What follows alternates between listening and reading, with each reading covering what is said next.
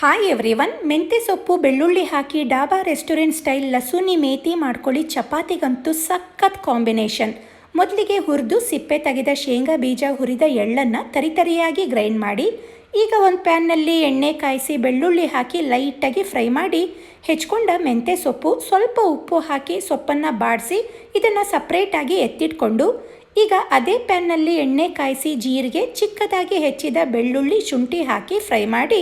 ಹೆಚ್ಚಿದ ಈರುಳ್ಳಿ ಹಾಕಿ ಈರುಳ್ಳಿನ ಬಾಡಿಸ್ಕೊಂಡು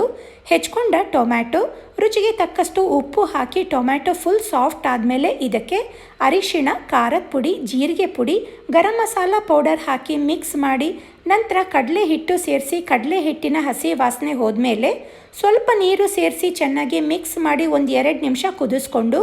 ಎತ್ತಿಟ್ಕೊಂಡ ಮೆಂತ್ಯ ಸೊಪ್ಪು, ಶೇಂಗಾ ಎಳ್ಳಿನ ಪುಡಿ ಹಾಕಿ ಮಿಕ್ಸ್ ಮಾಡಿ ಸಿಮ್ನಲ್ಲಿ 2 ನಿಮಿಷ ಬೇಯಿಸ್ಕೊಂಡ್ರೆ ಲಸೂನಿ ಮೇಥಿ ರೆಡಿ.